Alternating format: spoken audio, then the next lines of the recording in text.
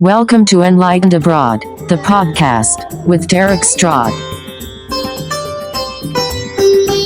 Hi guys, this is episode number 12. Episode number 12 with May-Britt Searty, and she is a family constellation person. Now it's explained in the episode. We don't really know where to place family constellation in the healing spectrum, or is it psychotherapy? Is it psychology? Is it a healing modality? And she talks about that later. But what is family constellation? We're going to get into that.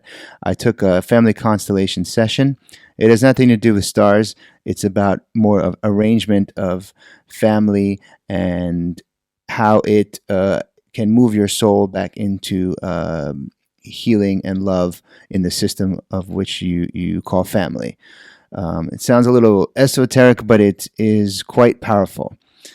And before I move on to May Searty, there's a couple of things I wanted to put in this intro. Number one, thank you for passing it along.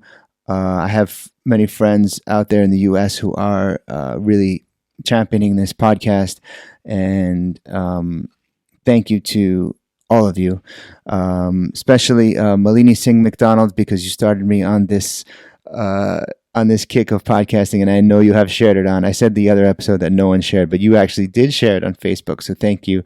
And I want to give a shout out to you, and good luck in your Hamlet production coming up. Also, the abortion laws that are happening, I'm watching this from overseas, and I'm like, what the fuck, man? What is it? What is going on? It is just so strange watching this stuff happen from overseas, I got to tell you. And I don't want to make this a political thing, but how can we not be political now? Because it is just, it's insane. I don't want to talk about the issue too much, but abortions are horrible. I had a partner, had to watch her go through an abortion, and it is the worst thing I've ever had to see, and it wasn't even in my body. I just had to see it, and it's soul crushing. It never goes away. Nobody wants to have these things, and to think that, people aren't fighting to have them because they're fun. They actually have to, they need them sometimes, and so watching this back and forth about who gets to decide, it's just like, it should be so obvious that it's the person whose body is going to go under that person should decide. And politicizing this, it's like watching the hypocrisy is just like insane. Okay, so you can make laws about this, you can politicize this, but you can't politicize, the murdering of children in our schools. That can't be politicized. I mean, come on, man. So that's my rant. So happy days. There you go. I had to let that out. Guys, May-Britt Searty is going to talk about how to heal your soul, heal your family through love. And we did it in a way where we had a great chat. And at the end of the interview, I turned to her and I said, hey, is there anything else you want to say? Because we went on about an hour. She's like, there is something I want to say. And she wanted to share her family story. And she wanted to share her family constellation. So she took this family constellation session as a, just a member who was in the room, and some things came up in her family, and she shared this heartwarming and very moving story about her mother and her grandmother and a secret. So we left the mics on at the end of the interview, and it was about a 10 to 12 minute story. And I just said, May, this is so powerful. I think we should put this story in the beginning, and then we'll do the interview second. And she agreed. So it will seem a little strange. I'll separate it by music, but the first 12 minutes or so is actually the end of the interview when we turn the mics back on. She tells her personal story. And then after that 12 minutes or so, we're going to go into the original interview that explains the nuts and bolts of family constellation. Please enjoy May-Britt. She's awesome. And thank you for listening. So go on and like and share and pass it along or not. It's up to you. But I think you're going to get a ton out of this one. So please enjoy May-Britt Searty and the family constellation. Okay, so tell me about your personal journey with Family Constellation and your family history. So my family history. So actually, this came about, maybe also this question, if you don't mind, I'm saying this now, about this fear of communication, this fear of sharing with others, because I also had that for many years, because I carried a huge shame and guilt for no reason. I didn't understand why, because I didn't have a reason to have any guilt feeling. But, anything small will be happening. I will immediately feel guilty and feel, oh, it's my fault. What did I say wrong? What did I do wrong? And of course, I only realized much later on in my life that I carried that from my grandmother. And I carried it from her because she has kept the secret her whole life. And the secret went down with her in the grave also. And the secret was that she had a child out of wedlock. And this child was being given away to a home and grew up her whole life in a home. So when my mother was 6 years old, my mother was also born out of wedlock. And when she was 6 years old, her mother was pregnant again from another man. So my grandmother was a bit promiscuous, I think. But nevertheless, she was then pregnant. And you're 6 years old as a child, you understand that your mother is pregnant because her belly is growing and you are big enough to understand what is going on. So when my grandmother went to deliver this child, my mother, of course, when she came back, was asking, where's the child? Where's the child? Where's my sister? Where's my sister? And she said that always, actually. I remember later on, it was a sister. And my grandmother was saying, this is nonsense. There is no child. What are you talking about? It's just you always have those fantasies and you always have those crazy imaginations. This is not real life. And so my mother was constantly being fed on that. And as she grew up and my mother became depressive, maybe I said that earlier on, and I never really understood why it was like that. And in one of her suicide attempts, and she was at the hospital and I was with her, a nurse was asking her, are there any mental disturbances in your family? And my mother said, yeah, I have this handicapped sister in a home and nobody wants to bring me to her and I don't know where she is. And I knew at the time that this nurse didn't believe her. So I went to my grandmother and I said, is this really true? Do you have another child? And my grandmother denied it completely and said, no way, there's nothing. I don't know what's happening with your mother. She's constantly talking about that. And it's a complete lie. There's nobody else. And it's not the truth. And I spoke to my father also. And he said, no, I don't know anything about that. So my mother eventually dies. And my mother really didn't have a happy life towards her end because she was always numbing herself. And she became also a victim of this medical industry that we are living in. Just take a happy pill and everything will go away. Take this medicine and your nerves will be calmed down or whatever. And my mother became an absolute addict. What was she taking? Do you know? What kind of medicine? Oh, she took many things. She took Prozac. She took many antidepressants. And she took, what is it called? Valium, one of the very strong ones. And that was one of her suicide attempts. And she didn't wake up for 5 days. So that was a very big scare at the time. And you see, the thing with my mother, and you might say, oh, you're maybe looking at her from a very idealistic person, how a child wants to look at her mother. But my mother was very creative. She was very smart, very intelligent, very creative. She had so many facets to her. But she never allowed herself to really fully live it. So she married also a man that, not to say anything bad about my father, but he also lived on that little bit, that she was depressed and it was more easy to talk about the things that didn't work than actually encouraging her maybe to do other things.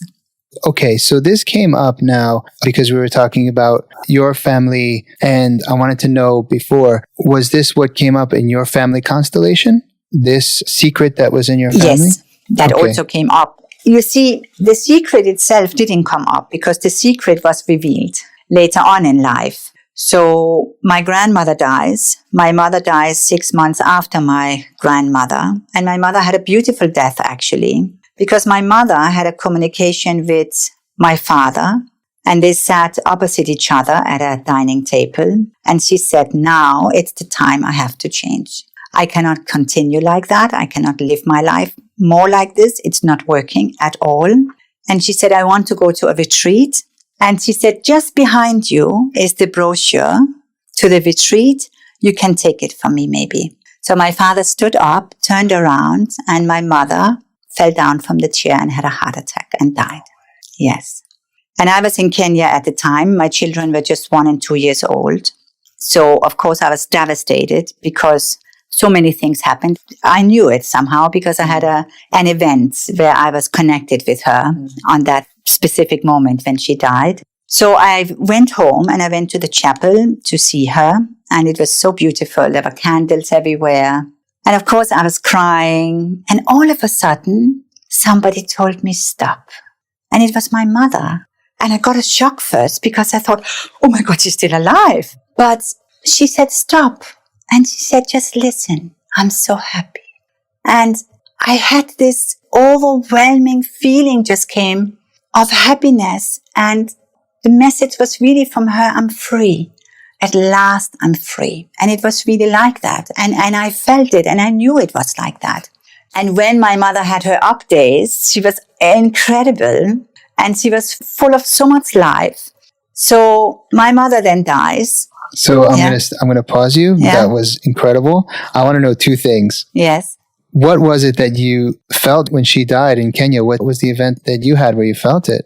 So what happened with me was that I was at a dinner with my husband with a lot of other people. And for me, somehow, anytime there is something with death, I'm always experiencing something with a marriage. I don't know why. So this man was standing next to me and he was getting married and he was chatting and chatting and chatting about this and the woman was not there. And then as he kept chatting, I kept feeling very weak and tired and we were just starting to eat and I just looked at my husband and I said, I want to go. I just want to go home. So he said, no problem. He didn't enjoy it anyway. So we went to the car and then I was sitting and the moon was, you see, in the moon in Africa is so beautiful. It was this crescent, like the child is lying in the mother's womb. So like that, I was sitting in the car and I was just connecting with this feeling of being in my mother's womb. And it was so deep and so beautiful. And then when we came home, I had like a window shield I could sit in and I was just looking at the moon. My husband went to bed. And I just felt this touching from my mother. It was incredible. And I went to bed. And 2 hours later, my sister called me that my mother had passed away. Well, the second thing that popped up was you wanted to turn the mics back on and share this story. But there was a reason we said we should share it. So why did you want to share this particular story about the family? Because after she then died, 6 years later, exactly 6 years later, my sister calls me and says, are you sitting down? Because I have something I need to share with you. So I was first worried that something had happened with my father. And she said, I just received a letter from a lawyer that we have inherited money from an aunt. And this aunt was my mother's sister. And it was, even now I'm talking about it, I feel very emotional because for the first time did I understand. I understood why my mother had this life that she had. And this sister, she looked pasty like my mother. We went to the home where she had been living for 50. My mother died when she was 59. So 53 years had she been living all on her own with nobody ever visiting her. Yes, not even her own mother. And not that it has anything to do with my grandmother, because my grandmother didn't know any better at the time. And I can imagine, since the child was out of wedlock, I could imagine that she was also being encouraged to leave the child like that. So you see, my mother also, and we see that often in constellations, that when someone is suffering and someone that we love so much, and my mother loved her so much, I know, because she was always only really alive when she was with other women or she will be sharing.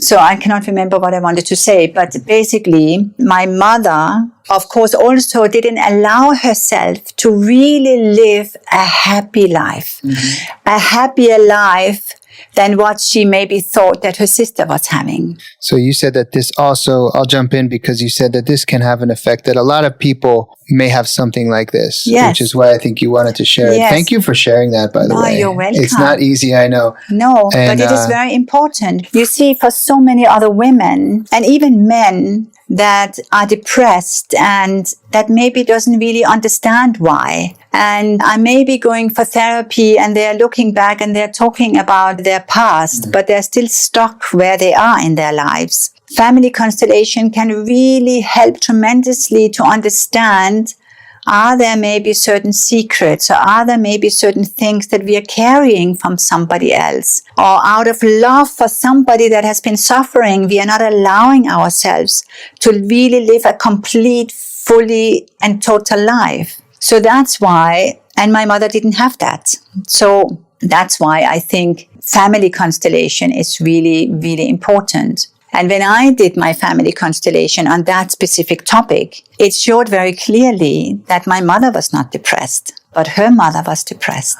But my grandmother, maybe for certain whatever reasons, my mother took that on from her. And when we put my aunt in, that was really the time when my mother was the happiest and she only wanted to go there. She was in the constellation. She was searching. She was searching for something. She was just walking around like she was searching for something. And then the facilitator put in my aunt. And when she came, it was so, I cried for weeks after because it was so beautiful to see this connection with those two. It was just unbelievable. Wow. And that is why you are doing this work. Yes. Clearly. So not only are you a facilitator, but you are also clearly living this work. You've seen the power that it's done for you. Absolutely.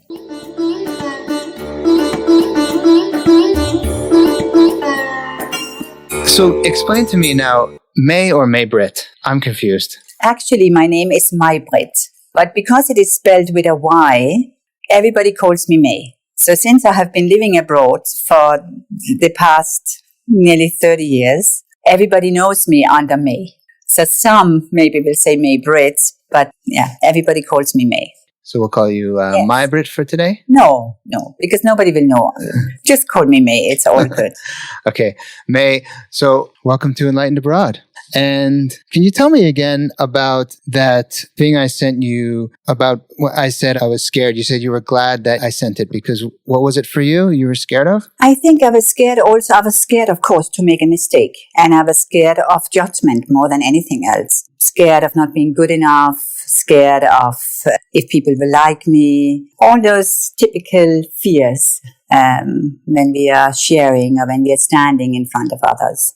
And you were are you from Denmark? Yes, I'm from Denmark. Okay. And one of the things about this show is why I wanted to start it was to know why people took this jump abroad. Like, why don't we live this kind of life in our homes? That was the driving question. Because I'm often very torn between this amazing stuff I find abroad and then going home and saying, why can't it be, why did I have to leave across 3 oceans to find happiness? What was it that said, I have to go out of Denmark to sort of find meaning or something? Or did you not know? What was it for you? I think for me, more than anything else, it was really about breaking free from the social expectation, the social norms, the conformity. And I was always, like you, a little bit different than many other people, and very different maybe also from my family. And although I did marketing and I worked in marketing, and because I was one of those people, I could do anything, but I didn't know what I wanted to do. So my mother was in marketing, my father was in finance. So I said, okay, then I'm also doing that. But it never really gave me any happiness, to be honest. I learned a lot, but it just didn't fulfill me properly. So when I got the skin disease, it was really I think my body just said stop. And my body was really just saying, I cannot live in this environment any longer. I cannot stand my ground where I am in this moment. So that was really the starting point of complete change within myself also. And I very fast went the alternative way because the medical industry didn't know what to do with me. And I found out very fast because they burned off my feet, basically, where I had my skin disease. So they wanted to experiment something with me. And it ended up with my feet were all burned off. So I said, okay, I'm not going this path anymore. And then I basically just went the alternative way. I became a vegetarian when I was 20. And one thing took the other. I started doing a different kind of body work. I started studying also different kinds of body work, working in particularly with psychosomatic problems. And then I said, okay, I want to take this further. And then I studied anatomy and physiology in the evenings while I was working. And of course, you're young. You have all the, time in the world, and you just have the energy to do those things. And I did that. And then I stopped. And then I basically also studied cranial sacral therapy because that was really what spoke to me, because I don't like anything that is too forceful. So the cranial sacral therapy is really a very gentle manipulation of the bones of the skull that really brings unbelievable healing. So when I had that done to myself, I knew this was really the path that I wanted to go on. So I started physically, and my symptoms were also physical. So it helped me in that way. So someone gave you this therapy of, what did you say, cranial sacral. So it is basically a manipulation of the bones of the skull and of the vertebrae, so on the spinal cord. So we have a certain fluid that flows through that is called the cerebral spinal fluid. So we are basically just opening up any restrictions for this fluid to flow properly. Cranial sacral therapy. Did I say that correct? Correct. And you do so many things because you've done that. You've done Reiki. You've done other healing modalities. I wrote them down. Reflexology, something called ICF, ILM. Oh, yes. But this is much later on. ICF and ILM, this is just internationally recognized coaching federations. Okay. So, sorry, but to go back then, so you had this skin disease and you found that the medical answer to it actually damaged you in a way. They burned your feet. And so was that, you say, the wake-up call to kind of go search for something else, or was... Yes, it was a wake-up call to change. Maybe at that moment, I didn't do the actual change, but it made me aware of many different things. So, of course, like many others, I grew up in a dysfunctional family. Most of us, we do. I don't know anyone that didn't. Even if they think that they had a perfect family, there's no perfect family, and everybody has a story. And everyone also is doing things to their best abilities. And this is, of course, also the truth. We have to know that. And I think it is very important just to mention, now maybe I'm also jumping a little bit, but we have to, of course, also know, because this is about family constellation. So we have to know that it's not a matter of when we work with family constellation or we are looking at ourselves and we are looking at our past, it's not a matter of pointing our fingers, because this is not going to get us anywhere, but it's really to understand what happened in the past. And at that time, when I was 19... Before we go there, I'll just stop you for a second. So in the ears of someone who doesn't know family constellation, this is what you do now, family constellation. It's okay to jump. So say I'm just a person off the street and you say family constellation, what is family constellation? So do you want to know that now? Yeah. Okay. So family constellation, this is always a very good question. And many people, they're struggling to really explain properly what family constellation is. But for me, family constellation is really a lifestyle. And it's a lifestyle, maybe a good way just to explain a little bit what family constellation is. If your listeners, just close your eyes for a minute and you put your feet on the ground and you just connect with the sole of your feet on the ground. And you just become a little bit aware of yourself in this moment. And as you sit silently with yourself, you notice that behind you, on your right, stands your father, and on your left, your mother. And behind your father and mother stands their parents, and behind them, their parents. And just feel that. And maybe you also turn around and you look at them. And maybe they are uncles and aunts, and they're great uncles and aunts. And maybe you're also noticing someone else in the family that you maybe are not really familiar with. And we look at all of them and you say yes. Yeah. And then you can come back to yourself and you can open your eyes again. And this is exactly what we do in Family Constellation. We go back and we connect with the people that is standing behind us. So how did this come in then, the Family Constellation come into your life? And did you take it from someone else and then study it? And so how did that come about for you? To be honest, I think the Family Constellation has actually always been in my life. And it has because, as I said before, I grew up in a dysfunctional family and I was very sensitive what was happening in the family. And from young age, I was reading Freud and Jung, and my mother had many, many difficulties and suffered from what I would say today bipolar.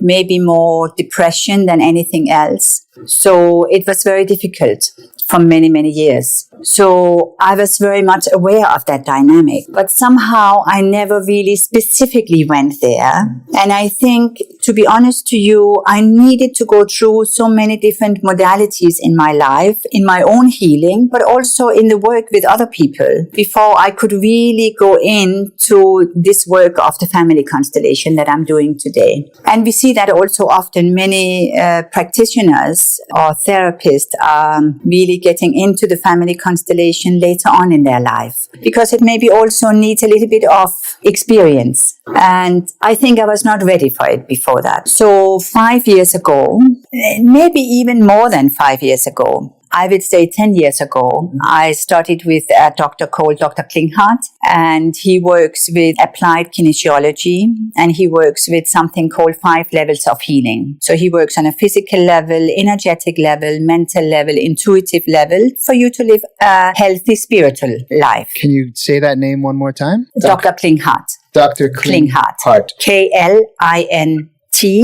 Hart.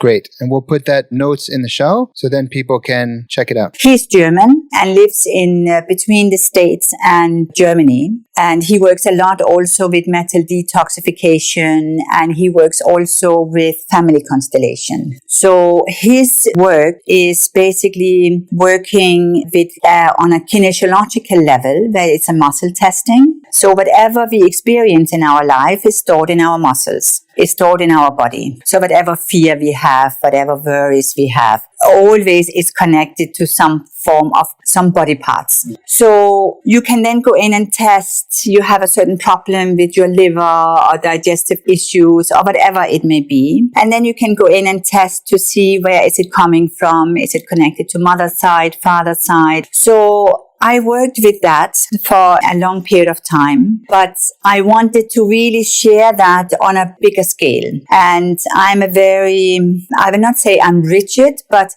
I like a certain structure, and I felt that it also limited me very often in my work. So I wanted to be a little bit more flexible, a little bit more open. And when I did a Family Constellation, a workshop, I think maybe 8 years ago, the first time, I knew that this is really what I wanted to do. At that time, I didn't have the possibility to train myself. So only 5 years ago did I start, and I continued with Klinghardt, but there was a teacher coming here 4 years ago called Svagito, and he is one of Osho's sannyasins, and he was one of the first students of Bert Hellinger, that is the founder of the Family Constellation. And I loved his way of working, and I shifted my studies with him. So I have been following him for the past nearly 4 years, and it has been a big game changer for me, not only for myself, but also with the people that I'm working with. He's really a complete, if I should put it, a very no-nonsense person. So, and I really like that. And I can see that in why you would like that, because that's how I experienced you, as well as you really directly went to the truth in a no-nonsense way. I felt, now I've taken your private Family Constellation and group, and we'll talk more about those later. So it's interesting that you said that. And I wonder, what is it about a teacher that just you gravitate towards them, and something about that? What was his name? Svagito. Svagito, Osho sannyasi, which means he received the sannyas from Osho. And he was one of his first followers also. Okay. So that line is also, are you into Osho meditation as Yes, well? absolutely. Okay. Was that before you Yes, met him? I met Oh, Osho wow. many years ago, actually, You did? through my mother. Imagine. No way. Okay, we have a lot to talk about. So this no-nonsense thing, Yes. there must have been some connection that you felt with this teacher. And what do you think it was about him? I can tell you what it was about him. Good.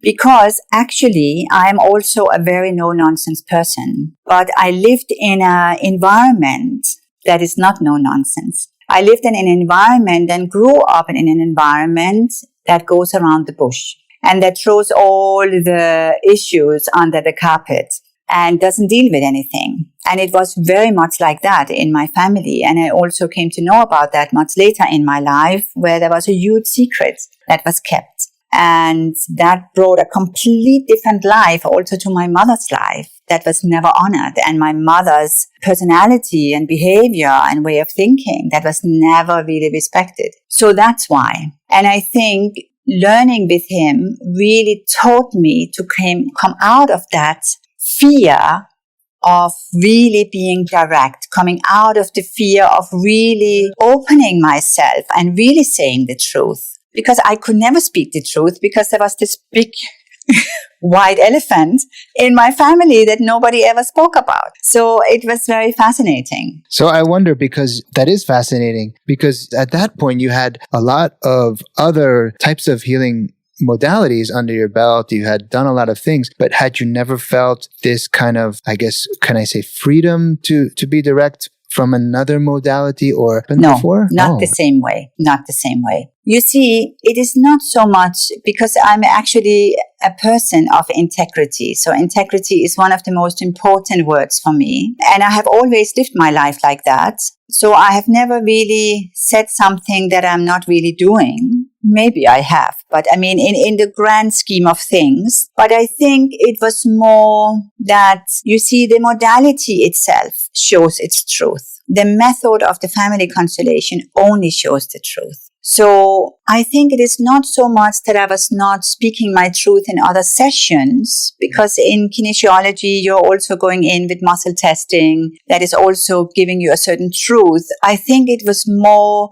the depth of the truth and really moving away from the head to the heart. So I think it is more that than anything else. It's maybe a little bit difficult for me to express that properly. I just know that for me, it was just this way where sometimes you have to be really tough. And sometimes you have to really have a clear cut to move forward. Yes. Again, that's one of the things I experienced with you. And you said a couple of things to me that no one had ever said to me so directly that really affected me in a way that forced me to move, I think.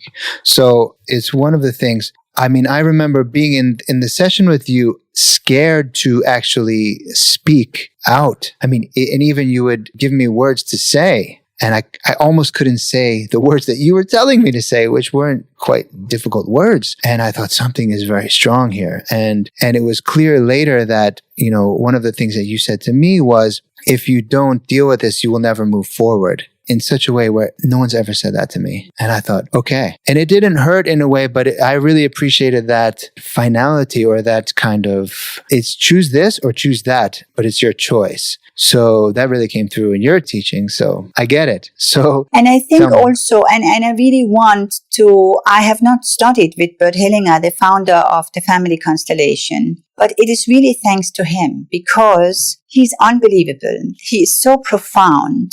You know, you can read his books and you can read the same book your whole life and you get something else out of it, because his words are so profound. His sentences are so profound. And I think he has really brought something so important to light here that goes beyond any other therapy existing today. Because I think with the family constellation, it is about movement of the soul. We are really getting in touch with the deepest core of ourselves that we have all forgotten, because it was all lost in whatever drama and stories that happened in our lives. So when we are doing the family constellation, and we stand, for example, in front of our mother, maybe we have resented our mother, or maybe something happened that we were not allowed to love her. So when we stand there in front of our mother and we all of a sudden have to say thank you, that can be very profound because we have never really learned that also.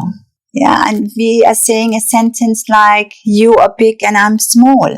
And they are just very simple words, but it's the truth. Because when you're standing in front of your mother, you are the small one and she is the big one. And when you can learn to connect at that level also, then you can turn around and you can move away from your mother and you can start facing life also. But if you are coming from being the big one because your mother was incapable, maybe, or she was not, in your eyes, strong enough to take care of herself, then you might have taken the role of the big one. That actually is not you. Yes, that's well put. And one of the things that I wonder is, how do you go about, because everybody's family constellation is obviously different, right? So what is it about your process that lets you know what that person needs? So for example, someone comes in, and you can correct me if I'm wrong, and they would do a family tree chart, and you would sit down with them and talk through the chart. And then you would have them stand up and you would place pillows, correct? If it's a one-on-one session, and then you would constellate or arrange the position of the people that they're going to work with. That's somewhat it, right? But how do you know exactly what they would need to go to that core? I never know. So you see, and this is also for me personally, with the experience, I needed this experience. Now I'm turning 54 here in June. And June what? June 29th. Cancers. Yes. July 1st. Ah. Severe neighbors. Yes. So I needed this experience, not only life experience. And this is what I wanted to say when I was wondering why I was saying I'm now 54. But I wanted to say that because I read something really beautiful from a Japanese writer, cannot remember his name, but it was written from the people in the mountains in Japan. And they have a great belief that you are only grown up when you're 50. And when I read that, I took this deep breath and I felt, yes, absolutely. I actually literally, and I read it when I was 50. And I said, yes. This is exactly what I also feel. And when you look at it from the energy centers point of view, so we have 7 energy centers. We call them also the chakras. Every chakra has a life of 7 years. So every 7 years, they are changing. So as you then are growing older. And of course, you're ending the cycle with your 7th chakra when you're 49. And then you start all over again with your root chakra as you're 50. So that means you have that certain experience in life that can allow you also to look at yourself and life with this experience and this maturity, that you can go back to your foundation again. And you can then start your life in a little bit of a more elevated and a enriching way. This is... Yes, that's good to know, because I'm 42 now, so I can still... I still have some time. And I guess I'm a dragon. Yeah, I'm going to be 43 in June. I see. And you are? I'm a snake. Okay. All right. You're one behind. So that answers somewhat, I guess, because you have now maybe a maturity to sort of reflect and look at them. But how do you pinpoint it? Because you do it so well. And it's almost like, I don't know if you're getting spirits guiding you, or you're just gifted in this way, or you're so clear that you have a channel that's open, but clearly not everyone can just walk in and do it. I mean, there's something that you're gifted with, in my opinion. So what do you think? Yes. Now I forgot the question. That's why I didn't answer you. Okay. So what I think is, so number one is the maturity. And yes, I am allowing myself to be guided. Absolutely. And I always had that in me from I was a small child. I just never knew it. And I was always dead scared of it because I used to hear voices. I had people standing outside of my window and they were brooming, and I had all kind of things happening. And my father was going around the house, I don't know how many times, and there were never anyone there. Wait, brooming? What does brooming mean? So brooming with a broom. They were sweeping outside? Sweeping, you call it, yes. Oh, wow. Yes. So I always had it, but I never knew really how to work with it. So, of course, I was working with it before, but using this method here, I'm very much tuning into that.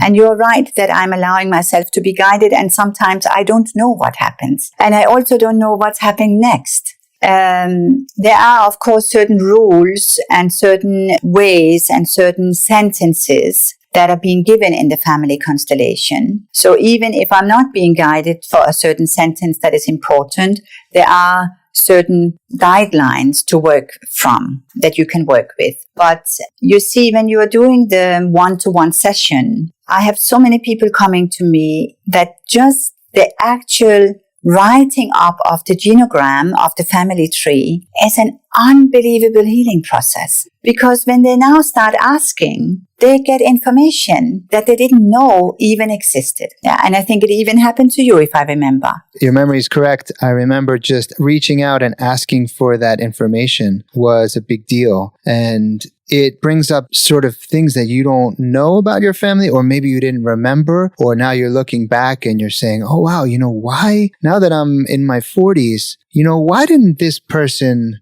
get married? That's strange. No one ever told me about this uncle. And so you start to ask questions from a different point of view. That was really powerful. So you said that alone can support the person. Absolutely. And when you say you're guided, do you hear voices? Is it a feeling, an intuition? I mean, what kind of For thing me, is it's always an intuition and a sensation. I am not a visual person, but for me, it is very much a sensation and intuition. And I get certain sensations in my body, and I just have this. It just comes out of my mouth.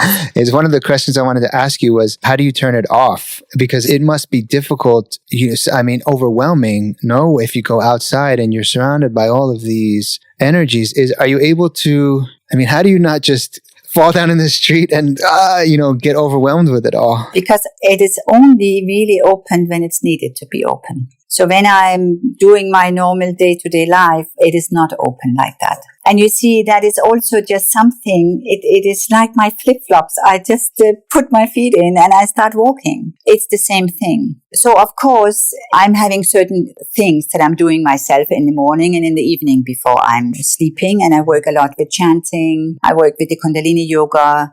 So I have certain things that I'm always doing to protect myself. And you see, I don't put too much attention to now there's too much energies here, because I'm always feeling I am protected. So if you're putting energy to, now we have to be careful, then you are also allowing yourself to start interpreting things that might not even be happening with you. So this is how I am seeing it. Yes. And when you do a session like Family Constellation, and there's a lot of things, emotions and energies flowing in and out of the room and people, and do you get washed with, is it sometimes draining for you? How do you handle that? You see, this is where the maturity is also coming in, because no, I don't. So sometimes things can be very heated, and sometimes there can be a lot of emotions, and sometimes there can be a lot of trauma that is being shown. And you see, as a facilitator, you need to be able to pull away from that completely, because it has nothing to do with you. So it's really a matter of holding the space. And that is really what I'm doing. I'm just holding the space for what's happening. We are calling it the knowing field also, because maybe we have not really gone in to explain properly in details of what really happens when we are doing the constellation. But it is a knowing field. So when you and me, when you have a one-to-one session, the field is being created where we are. So after we have been going through your genogram, and I will be asking you certain questions, you will be going through it with me. I'm, of course, also picking up certain things that you may be saying, or I'm also looking at certain body postures or certain movements that are taking place. And either I maybe stop you during that period, or I have it with me when we go in and do the constellation itself. So I'm just holding the space, that's all. And the work, you do it. And this is where you do need this maturity, because you need to know that this has nothing to do with you. So very often the session happens and it finishes. And maybe you remember also when you were with me, we are also giving thanks to the field, because it's the field that it's showing itself, if you understand what I mean by that. Because you see, we are all connected. So we are all one. So it's a little bit like, I just read recently and I like that. It's like a holographic picture. So you have this holographic picture that is this, let's say it's the world. And you start cutting in this picture and you cut through this holographic picture and you still get the same picture, just slightly diluted. Makes sense? With maybe less details. Right. I can't visualize that. Maybe I'm not visual either. So a holographic picture, you mean it's like a 3D picture? Yes. Okay. Exactly. So when you cut through it, the picture is still there, but with less details. Make sense? I'm still not getting it. I don't know why. Okay. But maybe other people are. No, that's fine. Try. So we try to do it in another way. So it's like metamorphic field. So we see that in nature with animals very much. Animals, they know very well where is their position within their family. When they are born, they know also that at a certain time they are being left alone and they have to fly on their own. And they know also that now it's the time to migrate somewhere and millions of birds are flying together and everybody knows their position. Nobody crashes into one another.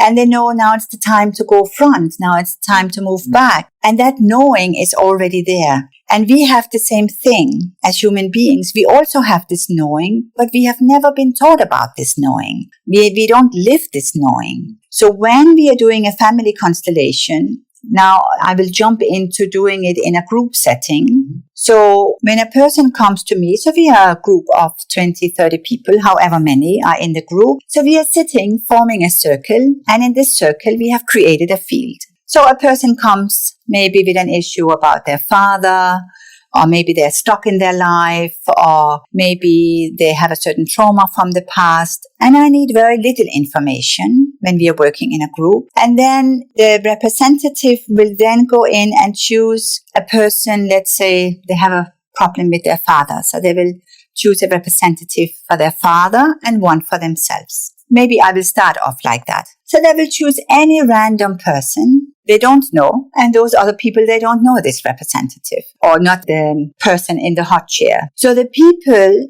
will then be given this role.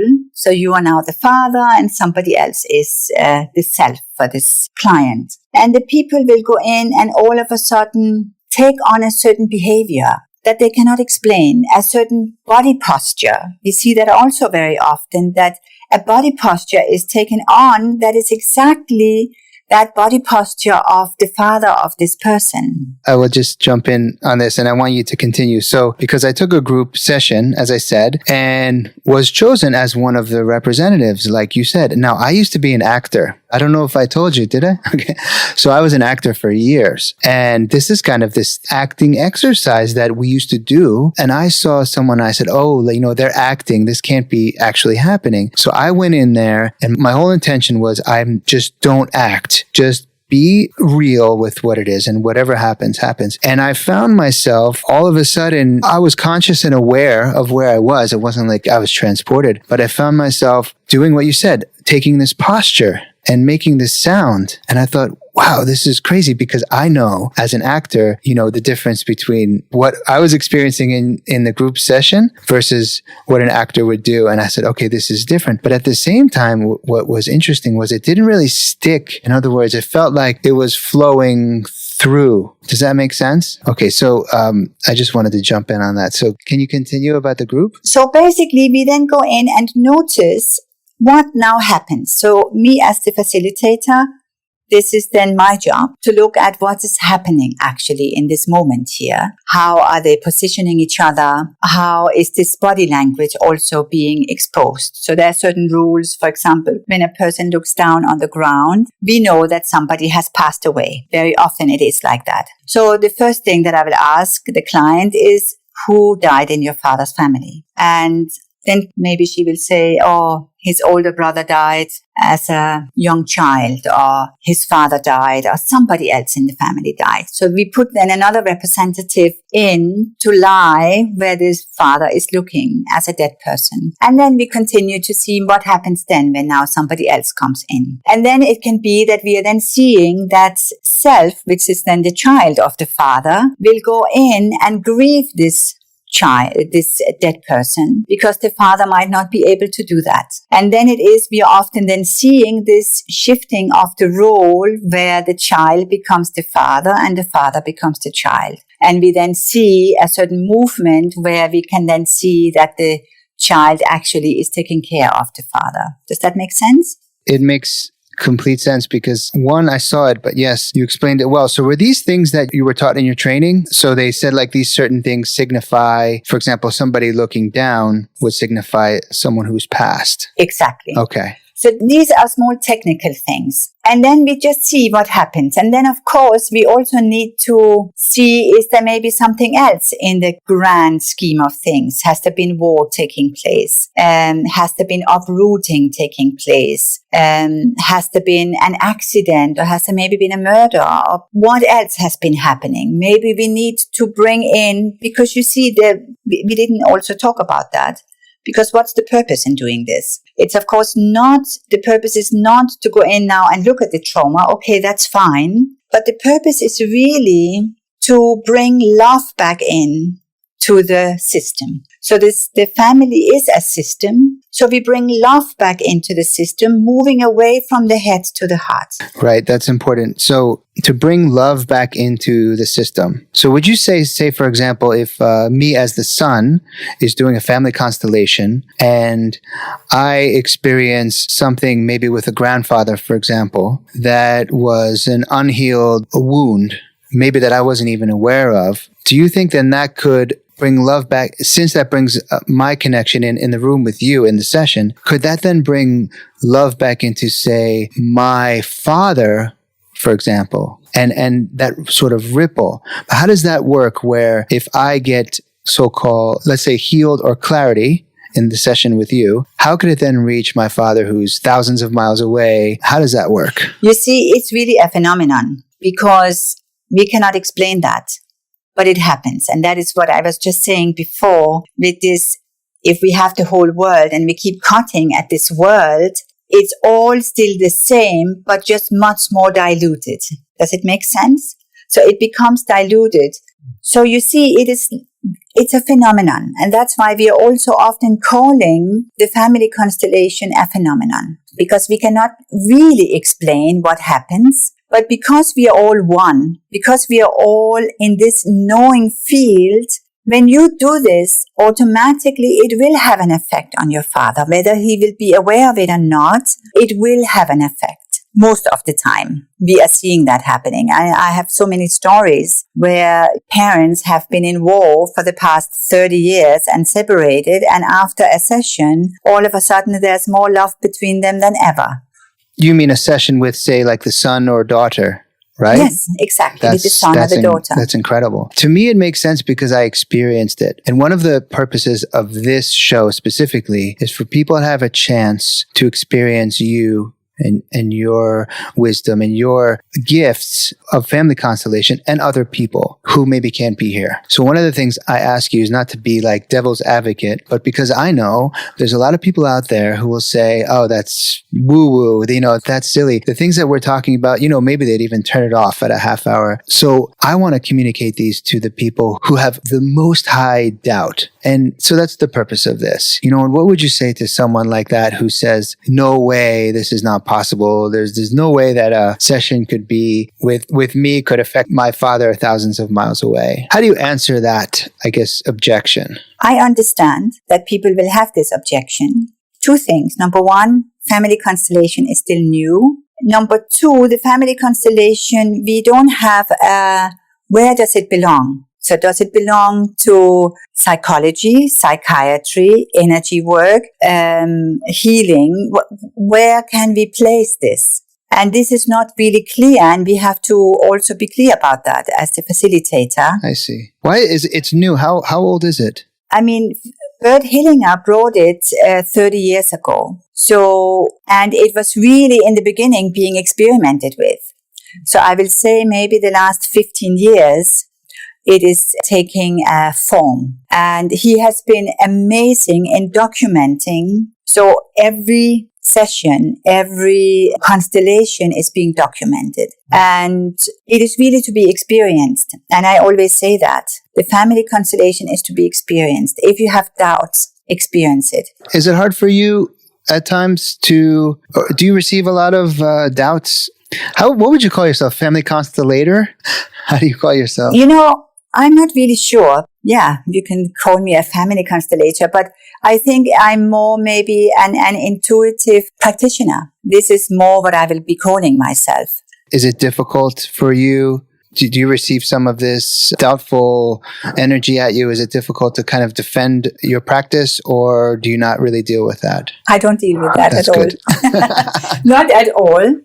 And because one of the questions, I don't want to cut you off, but one of the driving things for me is people like us. I include us because I've always been curious. It's funny. We're a lot alike. It's crazy because I didn't have voices per se, but I always felt really sensitive as a child. Being a man, I covered it in a different way, maybe, with bravado and sexual conquests and things like this. I thought that would cover it, but I always had this strong empathy, sensitivity. And it wasn't until I had a deep depression in my mid-30s that I said, okay, something's up. Like I feel way too much. I would see plastic waste and not be able to function because I felt like, what are we doing to the earth? This level, where am I going with this? So I associate with this, and I associate with things happening at Life in One. But one of the things is, why is the whole world not tuned into this? I mean, it feels to me so sad, because I think everybody should know this. Everybody deserves a family constellation experience. Wouldn't it be amazing? And why do you think that it's not mainstream?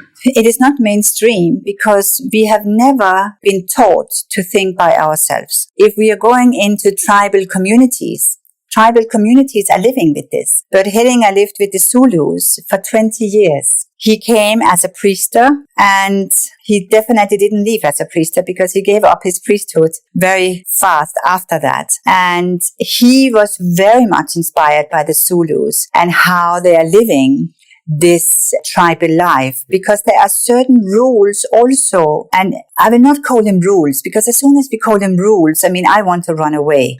I don't like rules very much. But there are many indications where we see that when we have a proper order within the family system, when we know that I'm the youngest child, when we know that it is better for the woman to stand on the man's left side, for example, and particularly if the man is the provider, then sometimes life will be much easier. And in the tribal world, they do that automatically. And where do you think that got skewed, I guess, in humanity? Where did we, it used to be like that, I guess, but where did we go away from that? I think maybe one of the biggest things, and if my son is going to be listening, he's 23, he's going to be laughing because this is what he's working with. Actually, it's trade. So you see, the more we become greedy, the more we are living in an industrial society, the more we are moving away from our essential existence. We are moving away from living with nature, and we are moving away from living with the movement of our soul, what we really want to do. So we have been taught competition. We have been taught that this is good and that is bad, and this is ugly and this is beautiful. But it is, of course, all relative. And then, of course, we are growing up in an educational system, in particularly in the industrial society, where we are learning from page number 1 to page number 105, no more before or after. And we are not learning to ask questions. We are not learning how does it mean to live in a family system? What does it mean to even share? Nobody wants to deal with problems. And there are only so many problems. So you're absolutely right that we are so far away from that truth. So what do you think is the answer? We're going to solve everything today. But what do you think is the answer? Because, I don't see it's going backwards to tribal communities. Look, we have these buildings and systems. How do we, in this modern age, how do we reconnect with that? I think we really reconnect with that, and I'm a true believer, not because I'm working with Family Constellation, but this way of methodology, if you will call it therapy, is going to be the future, because people are more depressed. There's more psychotherapy. There's more medicine. And my mother was a huge victim of that. More, you take this medicine, you will get better. Take this happy pill. And of course, she died unhappy. So it's outdated. It's not working anymore. It's not sustainable anymore. And I think people feel that also. People want a change. People are desperate for something different. And this is what I'm seeing, and this is what I'm feeling. And I think the more you can just get closer to yourself and move away from your head to your heart, I think that is the first step. In Africa, they are saying, and this is also the Zulus actually, I think they're saying that the longest road is not from Egypt to South Africa. The longest road is from the head to the heart. Yes, that is so true. You spent time in Africa too, right? Yes, 12 years in Africa, but 10 years in what I will call Black Africa. Okay. So we're in a good spot now. How are you feeling? It's a little hot now. Are you okay? I like to be. Okay, well, if you're in Africa, yeah. So I know you have a time limit. I don't want to go too long, but this was a very good, deeper dive into family constellation. And I'm so glad that I found you. I'm so glad you found Family Constellation. Do you think this is looking forward, I know you can't predict the future, but would you say that you'll continue with Family Constellation? That will be your life's work? Or do you see yourself transitioning to something else? I mean, how do you feel at this point? This is going to be my life work. And this is really, and I feel very strongly about that. And I know that everything else was just a preparation for this. That is so awesome to be able to find that. It must be a relief in many ways, no? To be honest, I feel very comfortable where I am in my life right now. And I feel very confident also that this work, and that's why I'm also very happy that you want to do a podcast about this, because I do feel very passionate that this is really the future, and I will very much like to be part of sharing that with others. And I have seen so many already beautiful and transformational changes. Of course, very often we would like to see quick fix results. And I think another thing with the family constellation, it dives deep. It doesn't scratch the surface. It really goes to the core. And then we can go to the core, and then we can dive go back up to the surface a little bit. We also need that and have some fun. And then we dive back down again. I liked one of the things that you said in the session. You said, and sometimes just put healing on the shelf and go have a good time, which is true. So I'll ask you a few practical questions, okay? Someone who's in the U.S., my cousin hears this. They live in Colorado. They can't get here. Can you do that over Skype, for example? Absolutely. And is it just as effective, would you say, or? Yeah.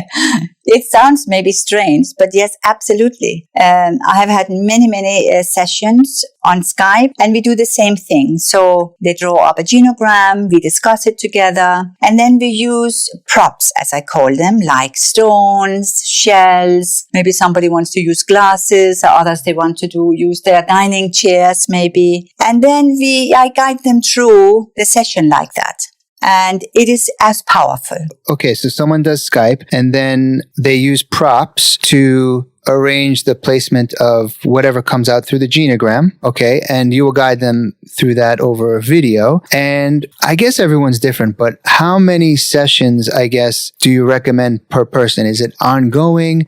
Can you be like one and done? I mean, there's no quick fix like you said, but what would be the average session amount that you would recommend? Normally, I will say, so we will start off with a 2-hour session where we will go through the genogram and do a constellation. And then I have 1 hour follow-up. And then from there, we can see what then happens. Some people, of course, maybe will say, okay, this is really my way of moving forward in my life, is to do constellation work, because it is, of course, not just one-off constellation and then that's done, but it can be a huge breakthrough to take you to another level. And maybe after 3 months or after a year, you want to do another one. So it all depends. Okay, I see. So it could be ongoing, it could be a breakthrough, and then you would do that follow-up session. And I noticed one of the things that you did really well was you followed up with me a few times to check in, and I thought that was very helpful. So I like that. I didn't feel that I was just doing a session and off to my own things. I felt like I had some support because it was quite moving. And you do that for everyone. I assume you would follow up or...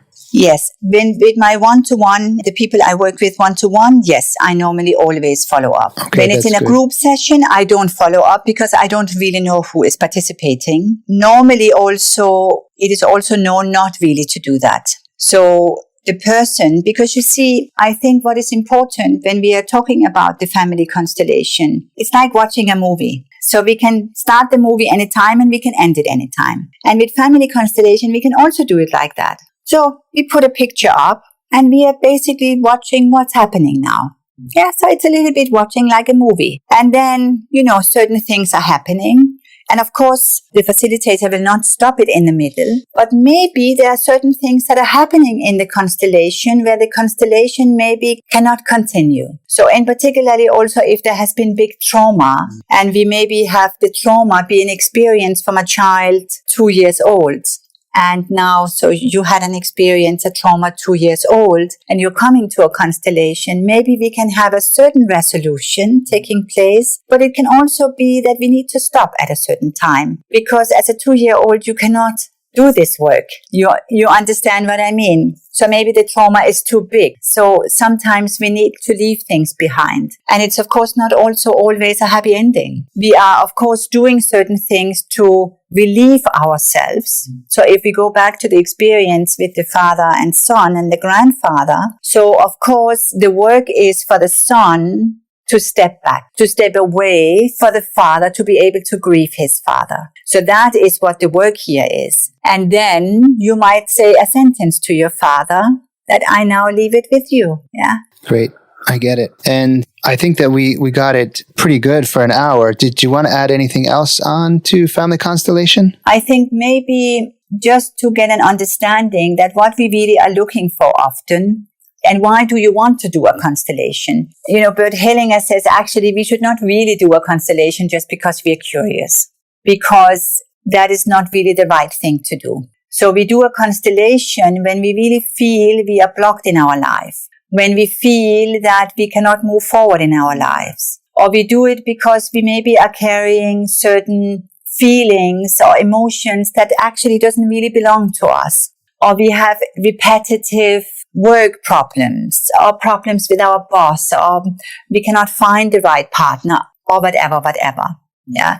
We can also go in, maybe there are certain issues with a specific country also. This is of course also systemic. We can put up anything that is having a certain conflict. So often we say, okay, do we have a certain problem? Yes. Then we go in and see where is it that we are entangled. Are we maybe carrying the grief for our father, for the loss of his father, or maybe there is somebody in the family that was not allowed to, that was the black sheep of the family that wanted to be different and was thrown out of the family system. Or somebody that is an alcoholic in the family. My uncle was an alcoholic in the family from my father's side, and he was really being disowned. But you see, often when we have the so-called black sheep of the family, they are really the ones that often are carrying the most of the baggage. And they are really the ones that needs to have the most care and that needs to be honored the most. And this is very important. And often then we can relax a little bit in our arrogance, so to speak. Yeah, because we then feel, we are better than this specific person. But this is, of course, also not the truth. So I think this is just important to add that we don't do a constellation because we're now curious necessarily. We do really a constellation because we have specific issues that we would like to work and heal. Yes, and I remember you saying to me when I did mine that often people end on this healing session, not that they're complete, but they've tried a bunch of different things and that they find that the family constellation is the one. Maybe these other ones were necessary, would you say, as sort of a pre-build up to the family constellation, and then you're ready for that. So I would definitely agree with what you just said in my experience, going through different ones, getting pieces of certain wisdom, when going to the family constellation felt like a clear, okay, this is the core of it, and now the choice. So yeah, I totally agree with you. I think we have a good interview done. I think so. Yes? I just wanted maybe Tell to me. add one thing, As much as you want. and that is in the constellations that I do, we don't really do talking. So we do talking when we are doing the sentences. But what we are really working with here is what we also call the movement of the soul. So we are allowing the soul to move. So we are more looking at body postures. We are more looking at what happens within the field, because words can very often kill things and can give even more confusion. So that is, yeah. And when you say the field, so for someone who hasn't done it, it's when you actually set up an area, you stand someone up either in the group with other people or with props, and you create this space field, and that's where you're talking about, correct? So it won't be a lot of chit-chat, therapy, talk, correct? It'll be pretty much movements, body placement, postures, and what comes up through that. Yes, yeah? Absolutely. And then, of course, also in that field, when we heal as individuals, not only does our Father heal, our ancestors heal, because ultimately, everybody wants that we are happy, yes? Because actually the work of your father and mother, what is it ultimately? It is to make you independent. And very often, and of course with that independence, guilt often comes. And guilt comes, of course, because it depends how much guilt can we really live with when we are moving away. So maybe just rounding it up with what you were also saying of your motivation of moving away, my motivation maybe also of moving away, of experience something different, and maybe living a more richer, happier life than our family, that creates guilt.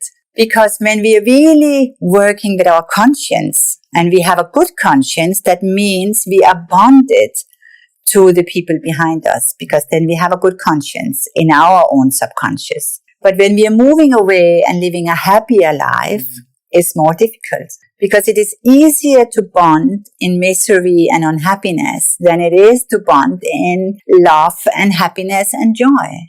So it is sometimes a great balance that needs to be looked at here.